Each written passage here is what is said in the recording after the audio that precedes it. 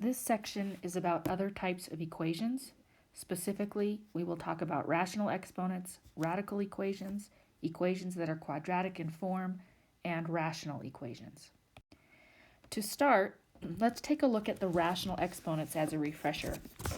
When you raise a base to a fractional exponent, for example, a to the m over n, you can rewrite this as a to the 1 over n raised to the m, or a to the m raised to the 1 over n.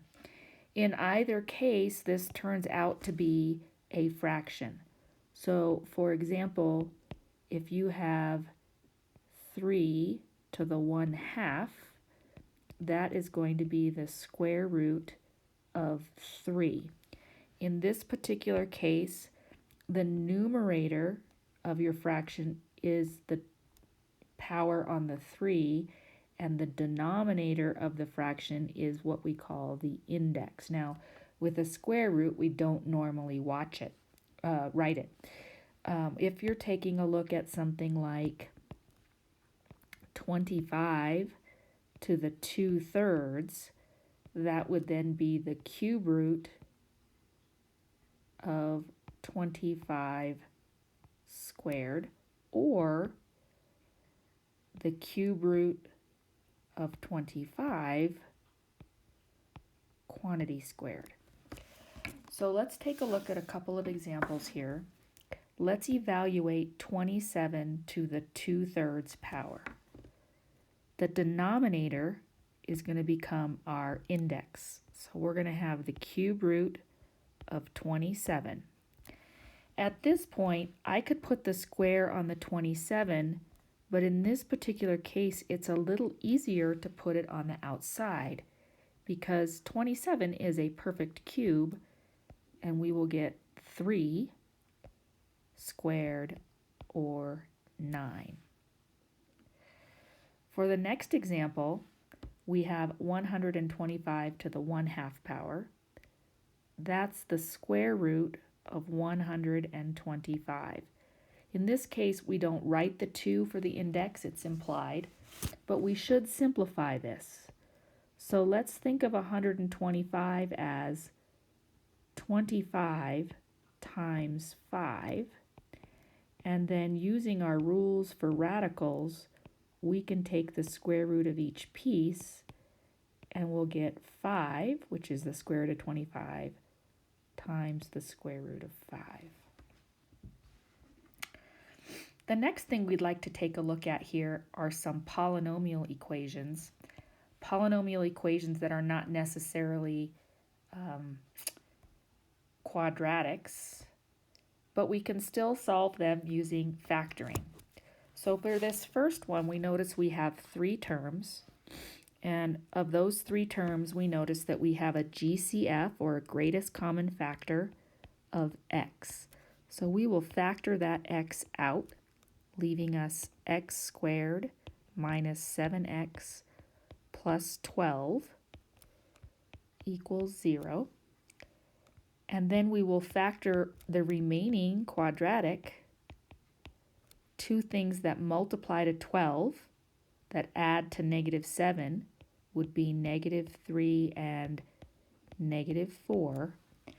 And then we use our zero product rule, which says each one of these factors could possibly be 0, and we will get x equals 0, x equals 3, and x equals 4 for our answers.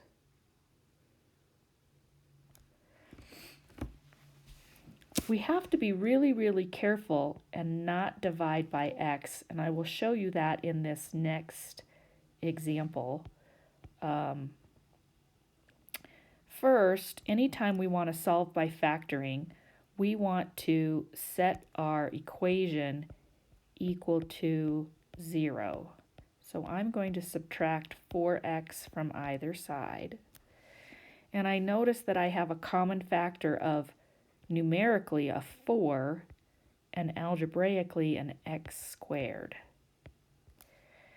So I'm going to be left with 4x squared minus 1. And you can see if you distribute the back through, we'll get what we started with.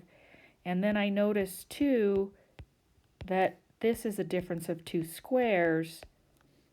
2x quantity squared would give me 4x squared, and 1 squared, so we'll have one factor with a plus and one factor with a minus. And we will get these 3 factors equaling 0. So we'll get x equals 0, negative 1/2, and positive 1/2 as our solutions. So what I want to show you is if we divide, and we should never divide by something if it could possibly be 0. But if I had taken this original equation and, for example, divided through by x squared, I might get 16x squared equals 4. And then I would get, if I set it equal to 0, I could factor out a 4. And I'll get 2x minus 1 and 2x plus 1. But you'll notice that I'll actually miss out on the solution of x equals 0 because when we divided, we didn't know if x was 0 or not, and so we lose that factor. So be careful, don't ever divide by anything if that thing could possibly be 0. You're still going to get your 1/2 and your minus 1/2 as your answers, but you're going to miss out on x equals 0, and you'll be missing one of your answers. On this next example, we want to solve by factoring, and you might notice that this one has 4 terms. So we're going to factor what we can, calling this factoring by grouping. We'll group these first 2 and say, what can I take out of just the first 2? And we'll say we can take out an x squared, leaving x minus 4. And then I want to know what I can take out of the next 2. Now notice there's a minus here, so we do want to take that minus sign out. We'll factor out a negative 5, leaving x minus 4. And then we will factor out the x minus 4 as a binomial factor. So we'll pull that x minus 4 out, leaving x squared minus 5. And then again we use our 0 product property, and we get x is equal to 4, or x squared is 5. And remember, when we take a square root, we have to take both the positive and the negative root. So in this case, we have 3 answers: 4, positive root 5, and negative root 5.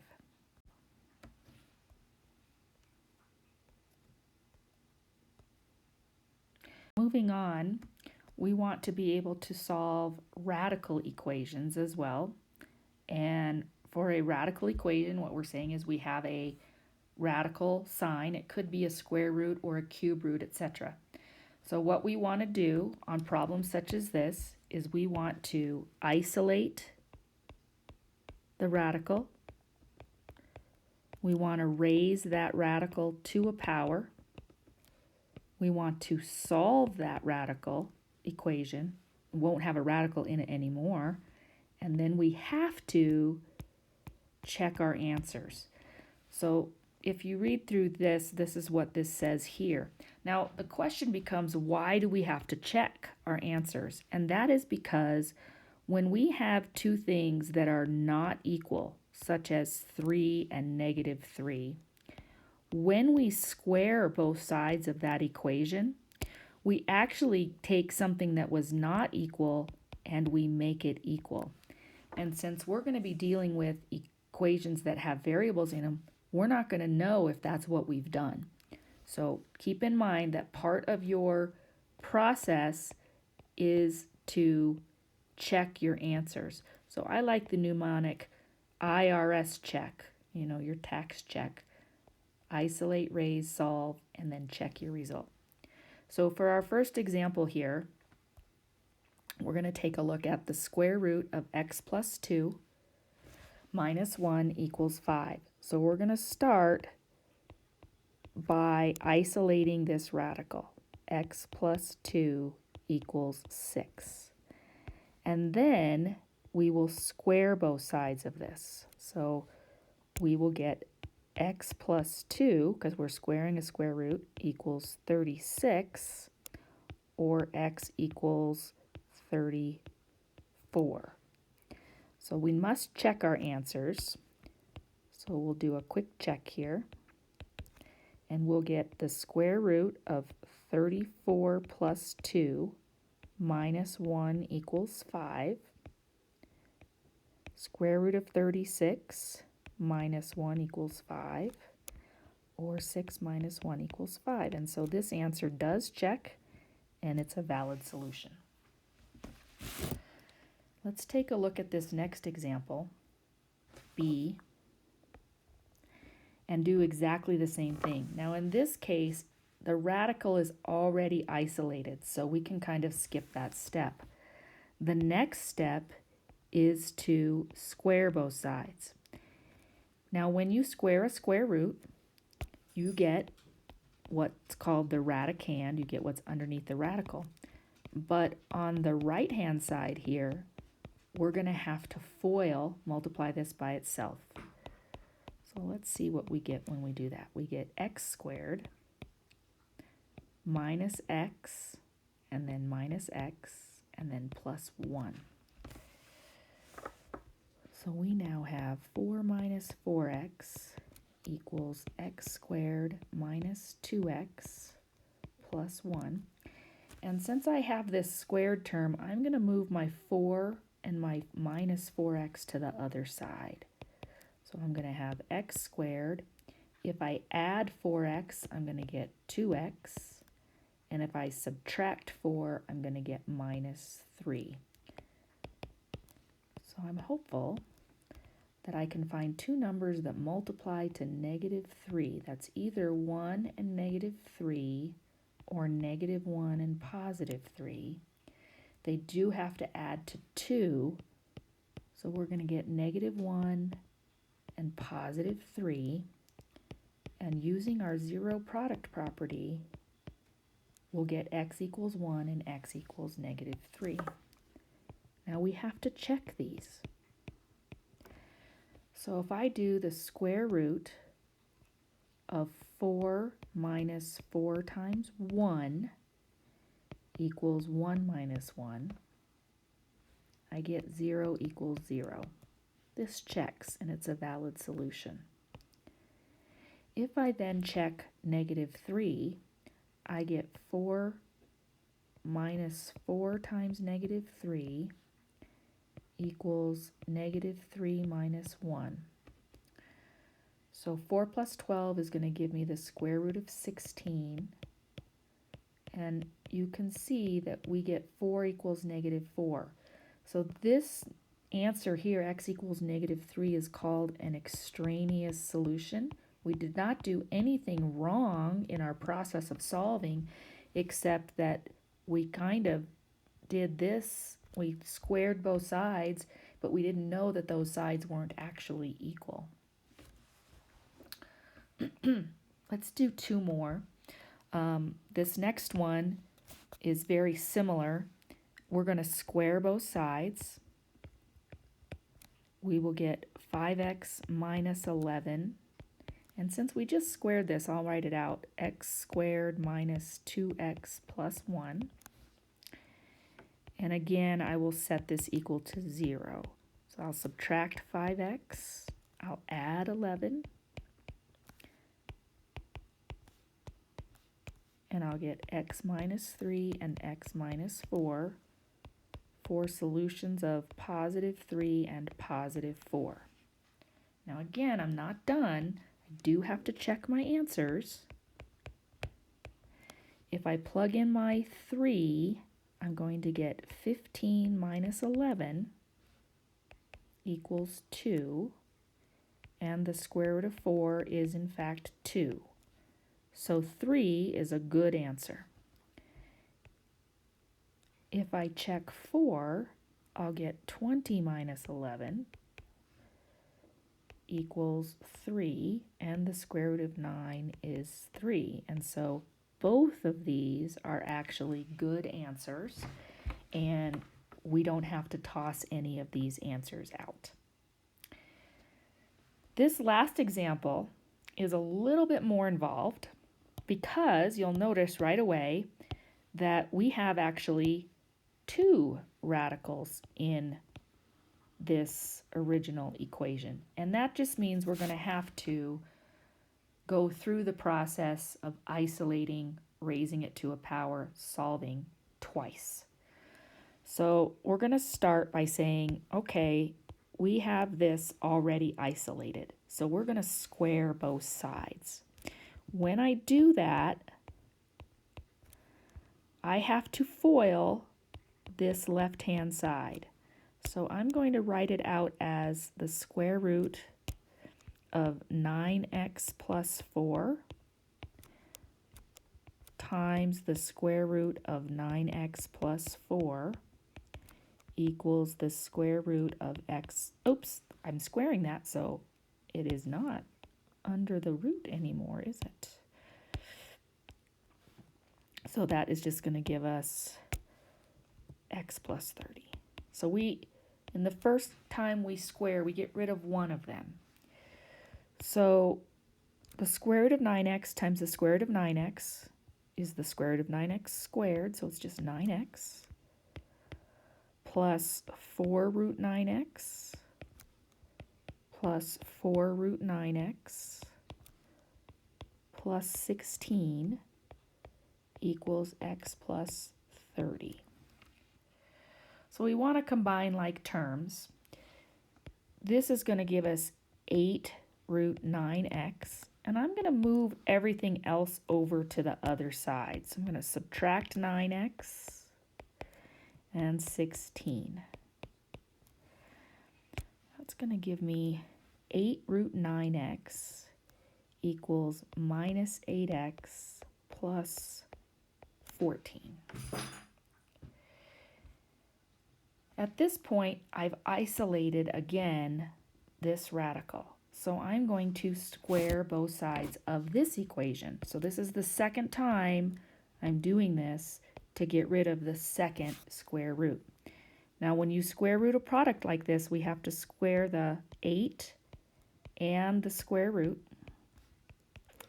And over here we have to FOIL. So I'm going to write it out.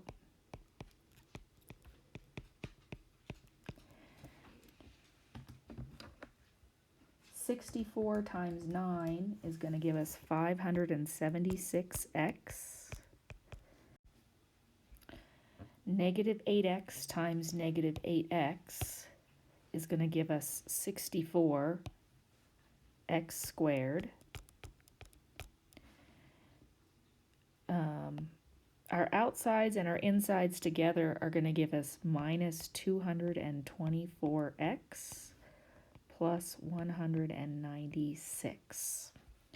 So setting this equal to 0, 64x squared minus 800x plus 196